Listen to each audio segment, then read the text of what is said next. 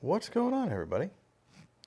Welcome to the most pointless live stream of 2024, which is the last live stream of 2024, obviously, because there isn't that much 2024 left. Somebody asked me the other day, are you going to do a New Year's Eve live stream? And I was like, well, of course it's Tuesday, so we do the podcast. But I'm like, I think last year or maybe the year before, we just kind of hung out for a little bit. And I guess we'll just kind of make this sort of an AMA, kind of an Ask Me Anything kind of deal. And if you're so inclined, I have zero agenda. I'll let you know what we're doing this evening, what our fancy plans are. But other than that, we're just kind of, chilling. I'm literally on my couch in my lounge and different microphone, different camera, different everything, just to make it easy. No real production. And I just thought, I'm just gonna hang out with everybody and say thanks for following us for another year and hang out and talk about whatever you want to talk about, whether that's guitars or not or whatever. We just got a bunch of Happy New Year's in here so far, so thank you for all those. And yeah, literally just chill with everybody. Basically, what we've got going here is we've got dog management because, Zeba, the puppy, the Weimaraner puppy, has something going on with his legs. He's really ginger on one of his legs. I think it's growing pains. I think it's overexertion because he's nuts.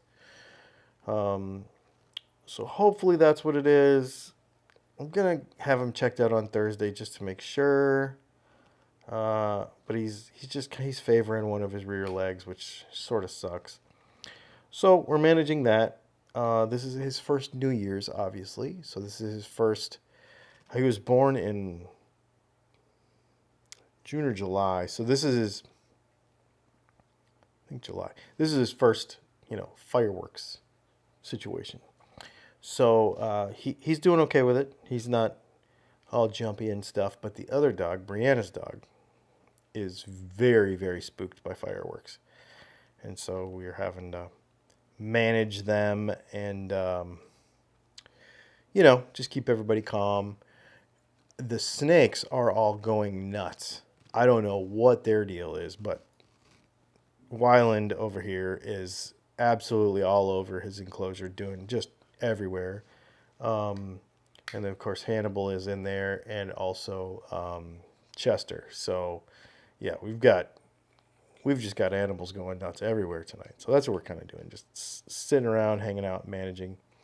Of course, Leslie was out of town for a couple days, so she's just tired, just got back.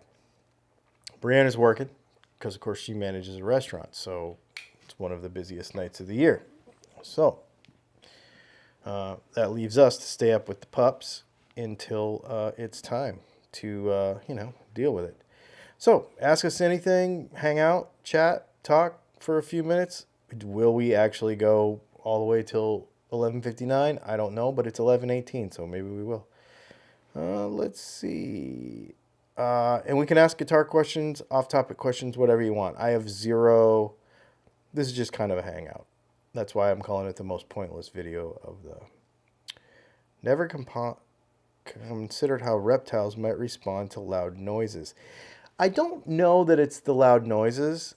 I think what it is with them is the weather. So, like, if the humidity, especially humidity, of course, it's very controlled in their enclosures, right? But when the weather changes, I think they feel that and they know what's up.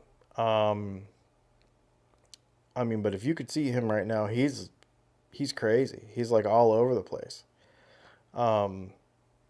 And of course, he's big, he's like 4 foot long. So, yeah. Let's see. Chris Hendricks. Would you pair a Thruxton neck with a DAF bridge?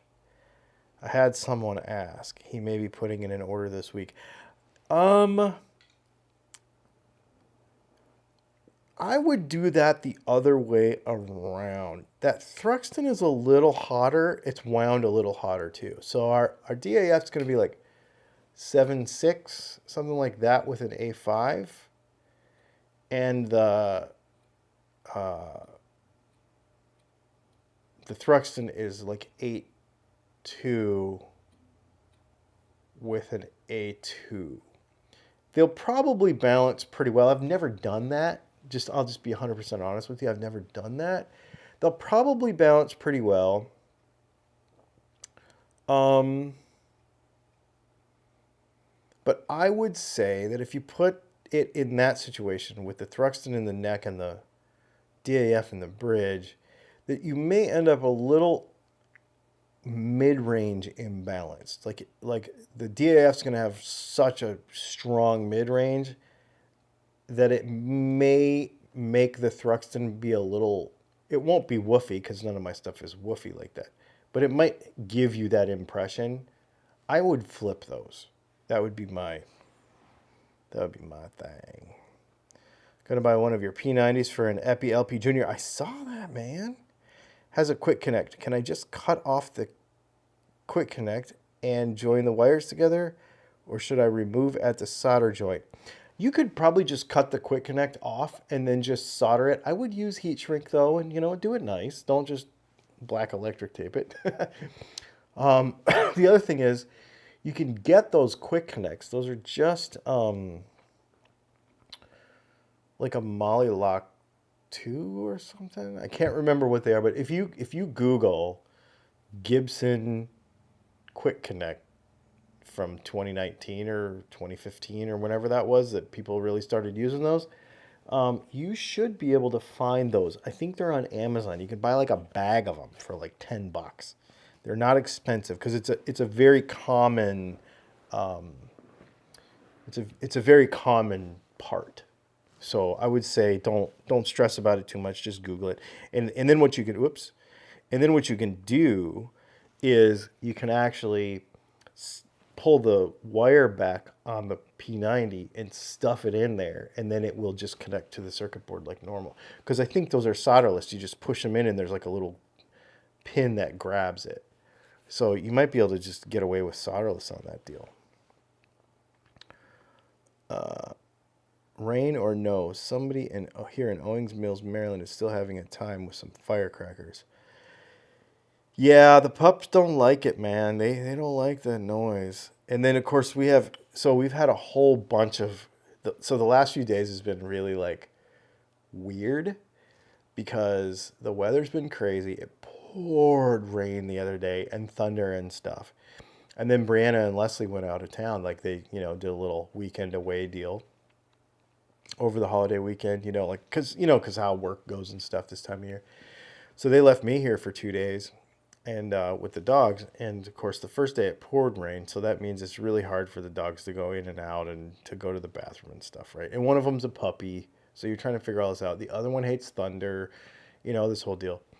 So then today we're like, oh, well, it's getting kind of back to normal, but this one puppy is hurting, he's got this growing stuff going on.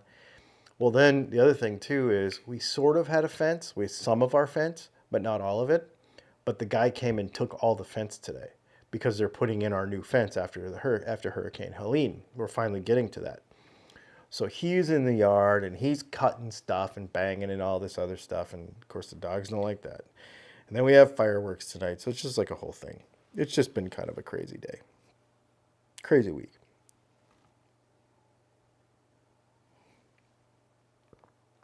Dylan, you probably won't read this, but I went on a house fire call and the guy had snakes in glass. They knocked over a lamp and burnt the house down. Holy smokes. Yeah, so our enclosures are like a locked, they can't get out of there. They're like a locked glass enclosure. So there's nothing inside there. They do have lights, but they're LEDs, so they don't make any heat. But whew, man, that would be nuts. Did the snakes make it out? Or oh, okay. So you're talking to him. Let's see.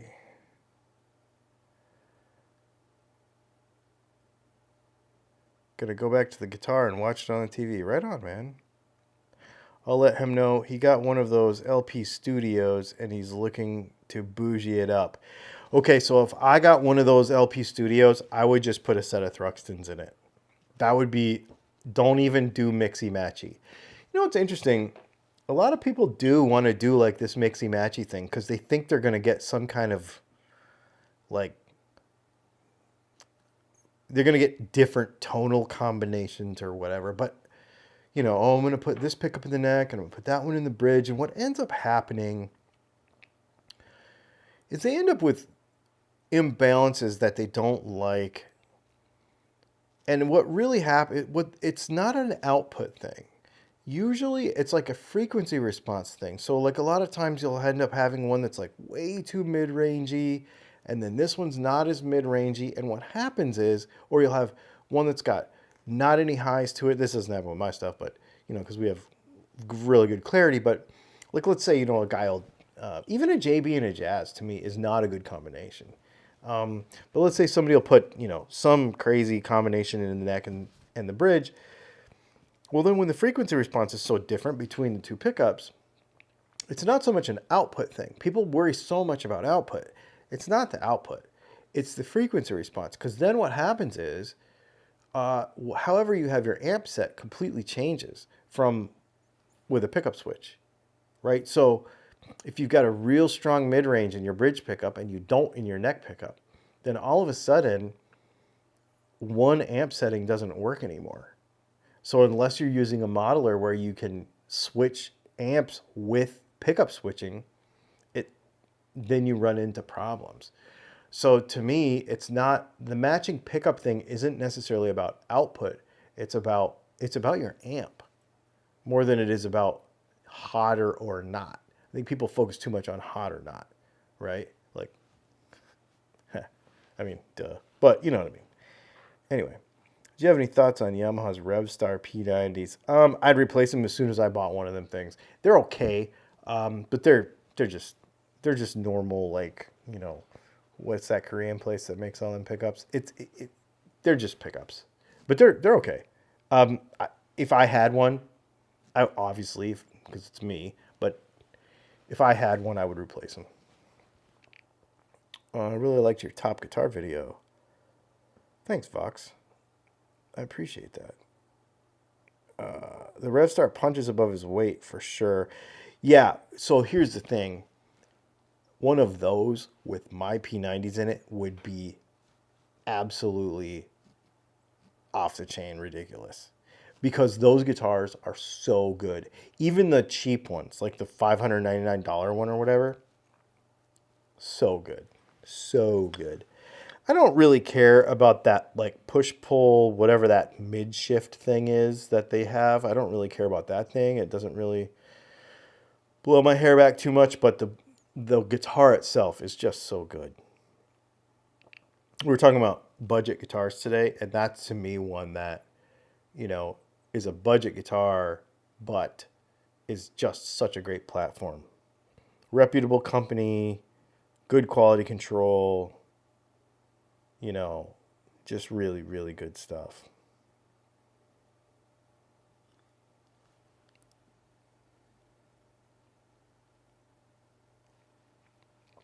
My dogs hunt so loud bangs don't bother them. It's funny because I got one that's a lab pointer mix and I got a Weimaraner, but they've never seen no hunting. So they've... Oh, a lamp hit the carpet. Let's see what else is going on.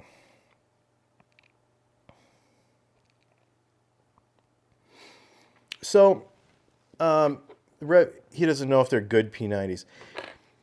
A little inside baseball on some of those Asian guitars is it's not necessarily good or bad, but the way a lot of those guitars are made is there's a couple of companies. It depends where they get them. So, but there's a couple of companies in China. There's a bunch actually. There's a couple of companies in Korea. Artec, for example. Artec makes a lot of P90s for a lot of companies. And so the way budget guitars, and I think people don't really realize this, there's not really as much thought as you think goes into a budget guitar. So basically, like a Telecaster or a Stratocaster. Now, a Revstar, I would give them a little more credit because Yamaha does develop those guitars. They will develop a budget guitar from scratch, right? So it's not a cheaper version of a more expensive thing that already exists a lot of times. They'll come out with, Yamaha is a good example of a company that will come out with a guitar that is meant to be a $500 guitar from the beginning, but still, they have to build it to that price. So, and oftentimes these guitars are made in a plant but made in a factory, like oranges. They were put there by a man in a factory downtown. And, oh no, peaches, not oranges. Anyways, so they have to build it to a price. So what that means is the vendor who builds the guitar, so whether it be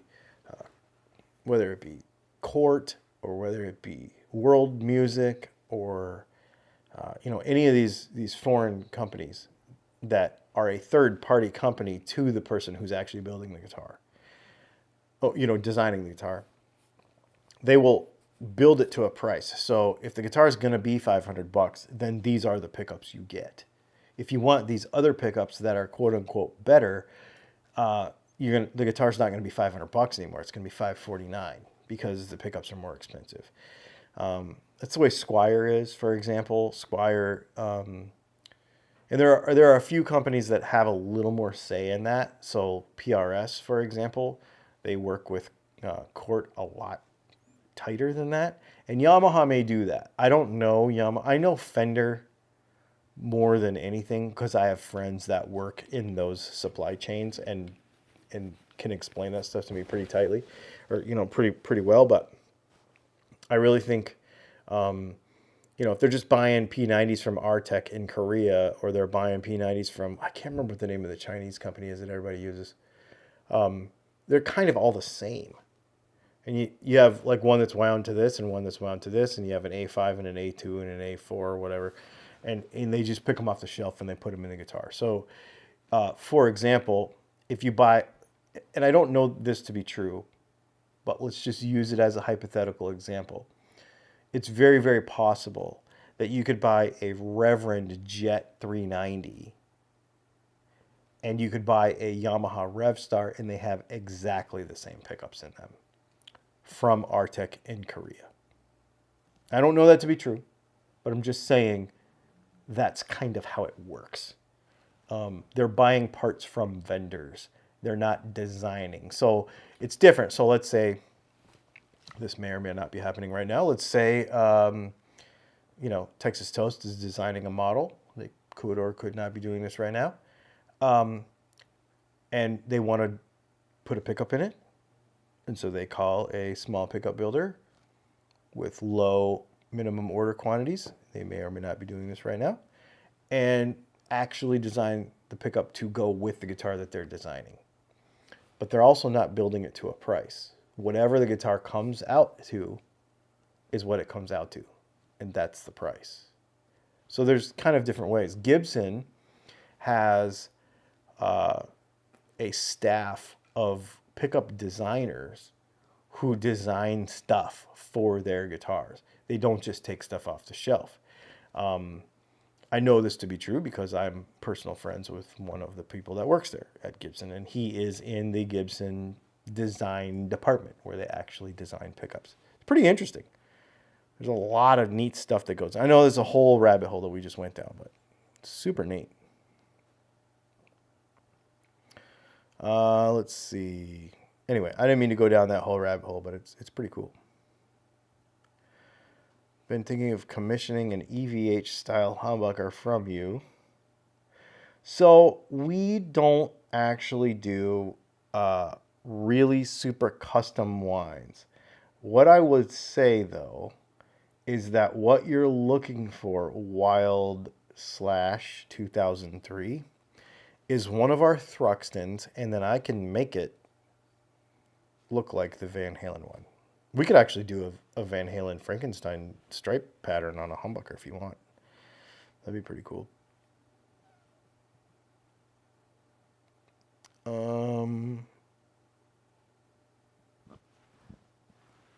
Oh, yeah, Shane's in Japan, so I guess it's already tomorrow. How's 2025 so far? Let's see. Legend, Selder, Photogenic, Playtech. So those are all kind of lower end ones. There's also, oh man, I can't remember any of the names. When I was working with a couple of companies a couple of years ago, I was making their pickups, all of their pickups, and I can't remember what the name of the company is that they were going to use. So they had American custom guitars, and I was doing all of their pickups, and they were going to come out with a Japanese line, made in Japan line, and I wasn't actually going to make their pickups, but I was going to design their pickups, and then they were going to make them in their factory in Japan with the guitar when they made the guitar in Japan. I cannot remember what the name of the company is. It never came to fruition because they ended up not making that line, but that was something that I was going to do, is actually design that stuff, which would have been really neat to work with another company like that and basically license my design to another company, which I would love to do that. That would be very cool, but yeah.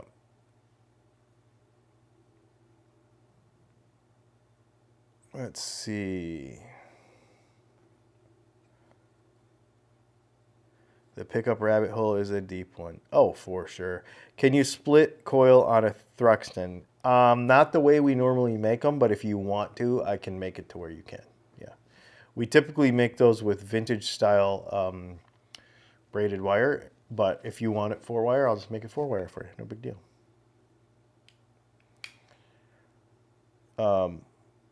Or you just buy a center punch. That's the one. That's what I would do. If you were going to split coil, just buy a center punch. End of story.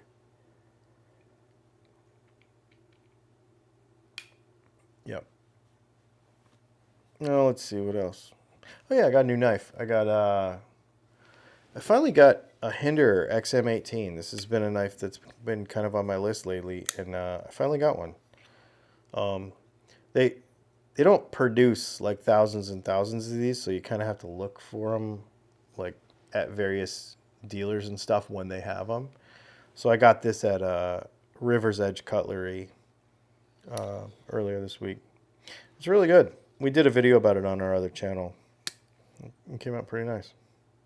Not came out pretty nice. It is pretty nice. I mean, it should be. It's not inexpensive, and it's also, kind of a grail pocket knife, really, for not. I don't want to say a grail pocket knife, but it's just one of those knives that you're like, if you're really into pocket knives, you're gonna have a Chris Reeves Sebenza. You're gonna have,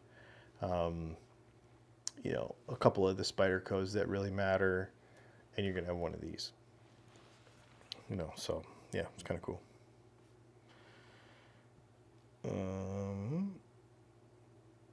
I'd love to have that slash sound in the neck. Yeah, so dude, then you just need to get some Thruxtons. They're good. I can make them split. They don't split as well as a center punch, but they'll work. What would you name a licensed Dylan pickup? So it doesn't matter. I wouldn't name it. So the way that works is I would design a pickup. There's a lot more to it, but to put a Cliff's Notes on it. Basically, I would design a pickup. I would sign off. They would make their copy of it, like they would make it. And I would sign off on it and say, okay, yeah, that's close enough, right?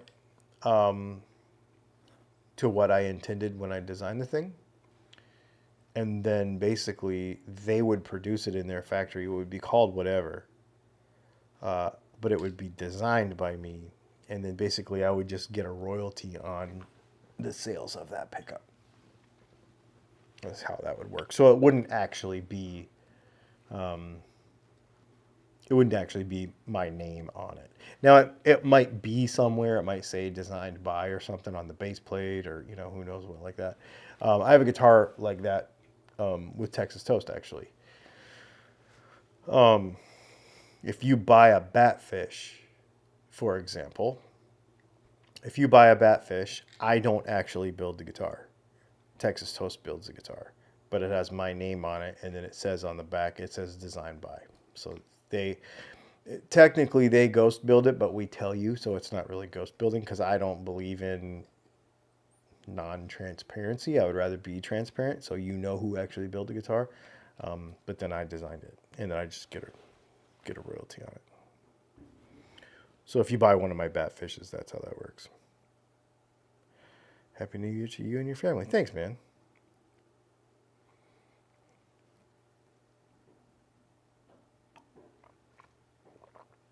The slash tone is interesting.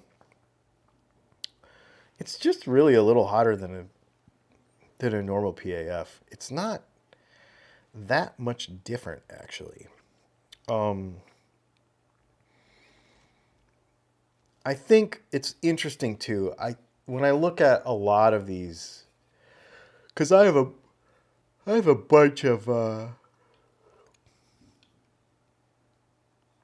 signature guitars, various stuff. So I have a Mark Lettieri PRS. I have a Silver Sky, obviously. I have an MGK. I have a Mike McCready. I have a Slash. I think that's it. I think I have 5 signature guitars, model guitars. And it's funny because it's almost like there's no reason to really have specific designs. I think if you go through those one by one, right? So like the MGK guitar, like that guitar is more a cosmetic design than it is like the pickups and stuff, because the pickup is just one of their pickups. It's not like a special pickup. So that one might not necessarily count. Although there is some pretty neat stuff about that guitar with the kill switch and the carbon fiber in the neck. Although I think Schecter does that on some of their other models. I love that guitar though. The PRS Silver Sky is an interesting one. It's, when he had a signature model with Fender, it's just a Strat. And you could say that they were special John Mayer pickups, but they weren't. It was just a 64 Strat. Same thing with Mike McCready. They're not like Mike McCready pickups. It's just a 61 Strat. Like, it's whatever. There never were any Stevie Ray signature pickups. Everybody thinks that whatever them Texas stupid things are, that's not actually. He had nothing to do with that. Whatever they're called. What are they called? What are the Texas ones? Everybody talks about Texas and they think they're Stevie Ray pickups, but they're not. He never had anything to do with that. I can't remember what they're called. Anyway. Same thing with the Slash thing. It's like, if Slash just took any Les Paul and played it into a Marshall, he would sound like Slash. They just made him a little more special so that they could call him a Slash pickup. They're not really. They're just a pickup. I mean, it's just, okay, so maybe they're a little hotter, I guess, but if you think about his first Les Paul, that was a real Les Paul. I'm not talking about the fake one, but like his first Les Pauls were basically just early 80s Les Pauls, which were T-tops. So it's just a little hotter with A2 magnets, which is what this is. So the signature thing is like, because we want to call it Slash, because we want to call it John Mayer, because we want to call it, whatever. They do that, but when it really comes down to it, John Mayer was just playing a 64 Strat. Texas Special. Yeah, so the Texas Special has nothing to do with Stevie Ray. That guitar, those pickups went into his signature model thing after he was dead. And he didn't have anything really to do with it. But everybody thinks they're Stevie Ray pickups, but they're not. There really wasn't ever a Stevie Ray signature pickup, even though they put those in the Stevie Ray signature guitar.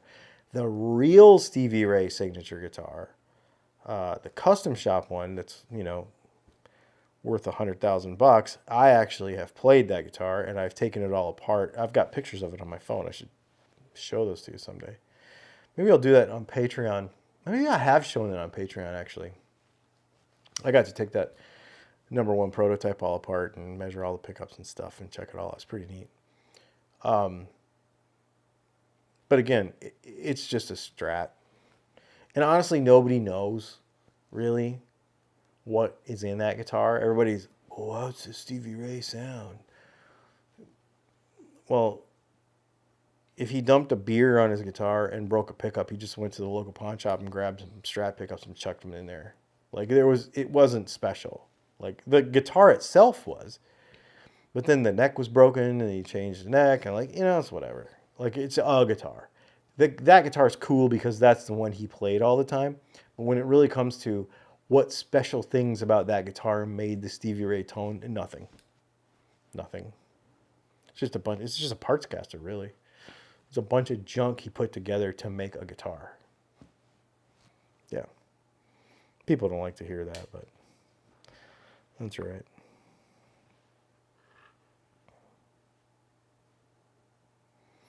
Texas Specials are terrible. They're terrible. Excuse me.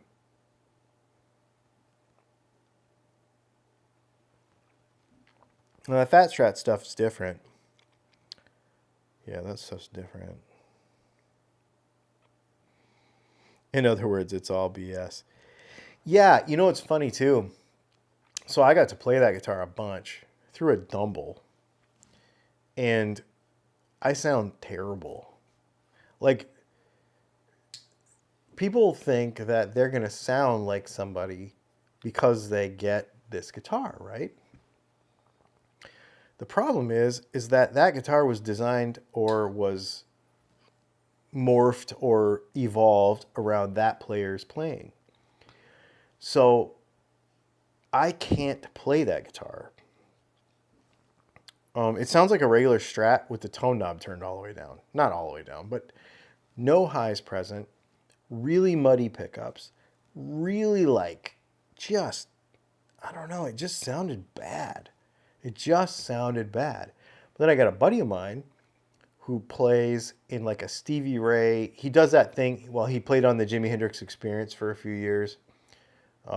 And they have another one that's for Stevie Ray. And it's a company out of Toronto. I can't remember who does it, but anyway, he did this Stevie Ray thing.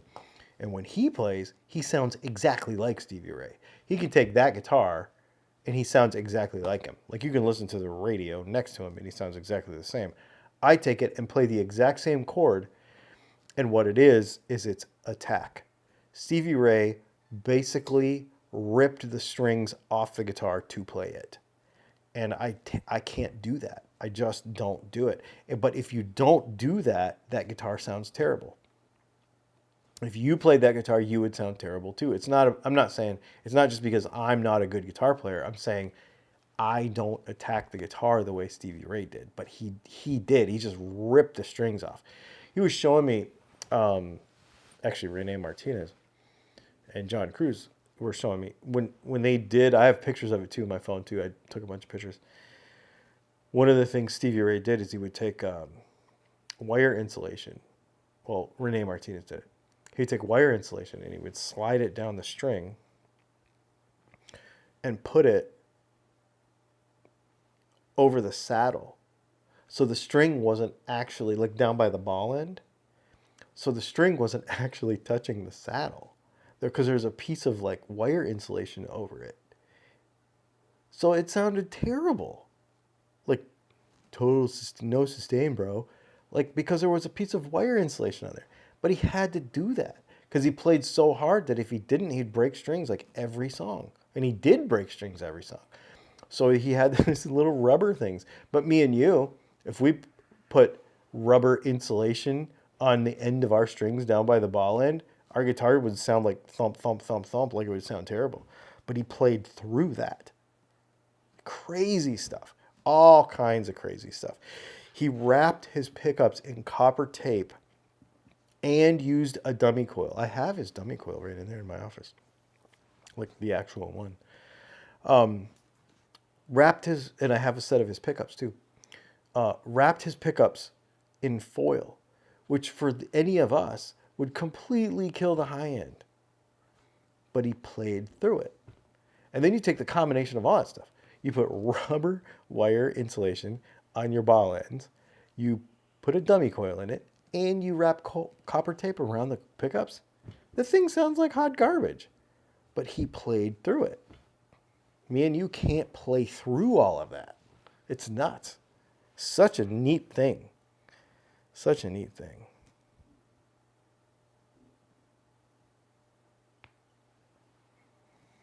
Let's see. Let me go back.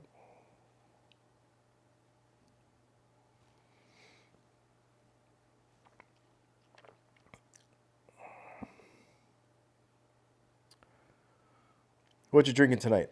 Jefferson's. Oh, this is really cool. So Jefferson's Reserve. I don't have any Ocean right now. I got Reserve instead. This glass. I don't know if you can see it, but see how it looks broken? It's actually. Leslie just got me this glass when she was out of town. This is all solid in here, and it's actually like a relief of the Grand Canyon inside the glass. But when you put the glass in the freezer, the whole glass gets cold, and it chills. They say in like 20 seconds it chills your drink down, but it doesn't water it down because you don't have ice in it. And I mean, I've been drinking this for a half hour, and it's still cold. Like it's neat. I don't know how they do it.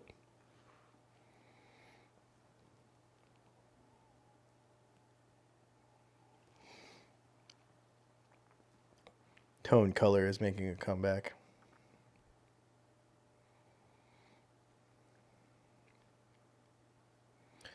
I saw a video, not sure how old it was, but a guy walked into a Pawn Star shop with Jimi Hendrix's guitar. Wow, that's pretty neat. I got to play. So we all know about the two. Is there two or four?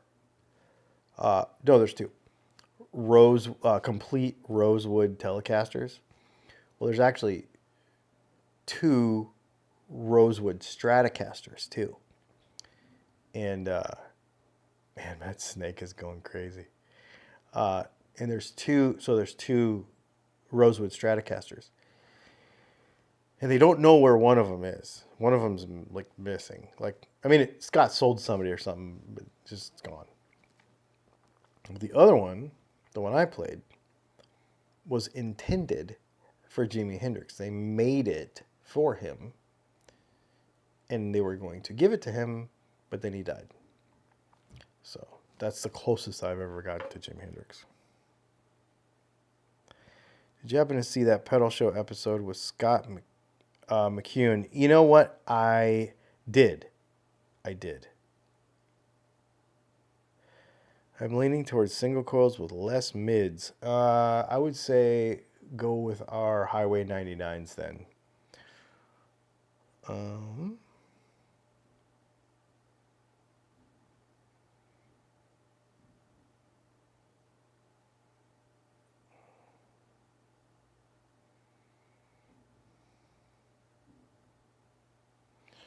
Yeah. Bush latte, that's funny.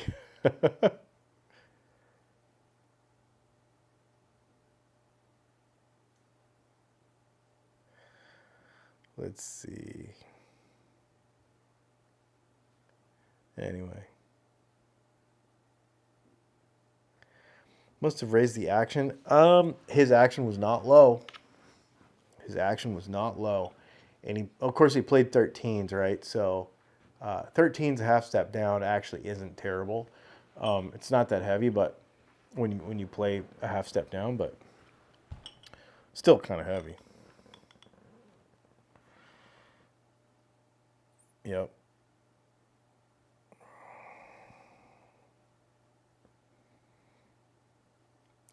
When storing spare strings, should you wrap them up and keep them apart? You know, I don't know that I think about that much. I don't really store spare strings. I buy full packs and I change full sets. If I break a string, I change the whole set. But I also don't keep strings on. Well, some guitars have strings on them forever, and then other guitars have strings on them every week. You know, whatever we're using in videos, they always have new strings on them because you know, every time I take the guitar apart or you know do something or some kind of experiment or whatever, they end up with new strings. Typically, those guitars though end up having Ernie balls on them because they're cheap. So I'll go to Amazon or Guitar Center or wherever and just get the big thick packs of the Ernie Ball 10s, and that'll go on anything that we're building or that we're doing a nut video on, for example, because you end up goofing up strings if you know, if you're doing that. It's 4 minutes till next year, by the way, guys. So yeah, I don't really worry about storing strings. I'm not really I don't know. I'm not really a string snob. I do like certain strings. I love string joy stuff. But I tend to not put them on everything because I don't want to waste them. Because I don't end up putting stuff on. I don't end up putting them on stuff that I have to change the strings a lot. I'm gonna see. I mean, we're just hanging out, right? Let me see something here. I'm going to see if I can pan all the way around and show you how crazy this snake is getting. He's like all over the place, man.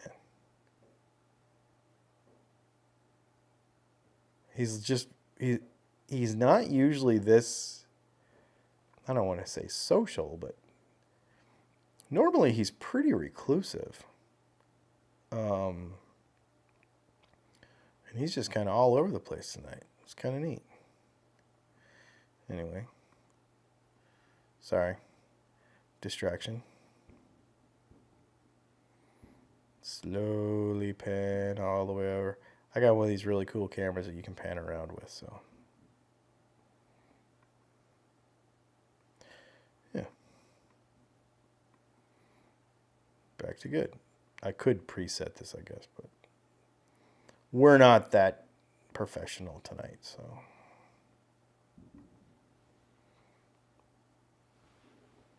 Yeah, it's crazy. He's super fun. I'm more an acoustic guy. So my favorite strings are wood tone strings. Oh, yeah. So I use Stringjoy Foxwoods on all my acoustics usually. And I play 13s. I have two shorter scale acoustics that have...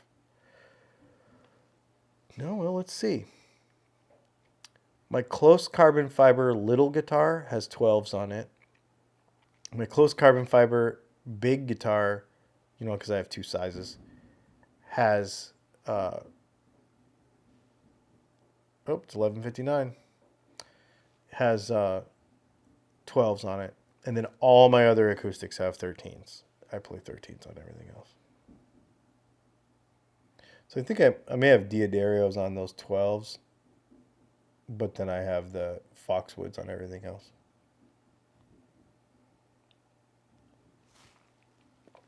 Well, fireworks started going off bonkers just now. And Zeba's asleep. Oh, he just popped up. How you doing, buddy? How's Bandit doing?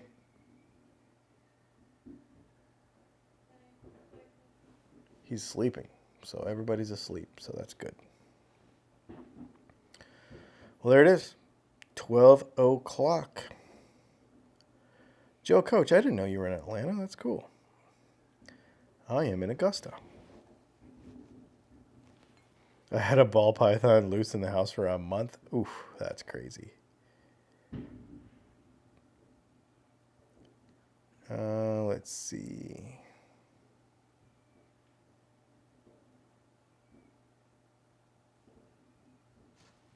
Huh? I think we're going to go through probably about 15 or 20 minutes of gnarly fireworks. To whoever asked about storing pickups, just wrap them in foam and bubble wrap. Oh, I think he was talking about strings. Or did I see that wrong? Ivan, thank you for pointing that out. Because that's artillery. Yeah, it sounds like it. Is he freaking out a little bit? Yeah. Saban's not. You should go hang out with him, buddy. You seem to help him. Earlier, when people were doing fireworks, the puppy could tell that the other dog was like stressing out, and they like all cuddled up in a ball on the floor. It was so cute.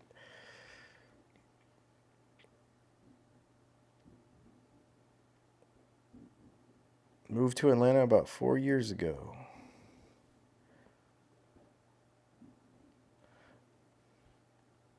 Joe Coach says that Atlanta is like bombs over Baghdad right now.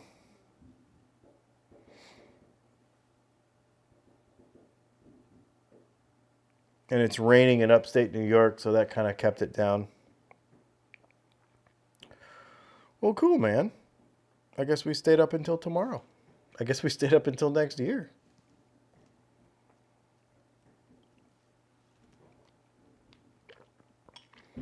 So is this the last live stream of 2024, or is this the first live stream of 2025? That's a good question. Well, this was fun. Thanks for hanging out. I know it was, like I said, it's the most pointless live stream all year, but it really wasn't, because I got to hang out with you all a little bit. And seems like the pups are okay. The snakes are going nuts. Seems like everything is pretty cool. And we had a few people watching this tonight, so that's awesome. Hawkman Hawks making some stuff for you right now. We got Connecticut. Let's see. Upstate New York. We got some Atlanta. We got some Canada. We've got some 2 miles from the Pacific Ocean. Martin strings, Martin guitar. I hate Martin strings. I do not like them at all. Hey, Bob. Yeah? You don't have to bark at him. He's already freaking out. Well, thanks, everybody. We will see you all probably Thursday. Go get some sleep.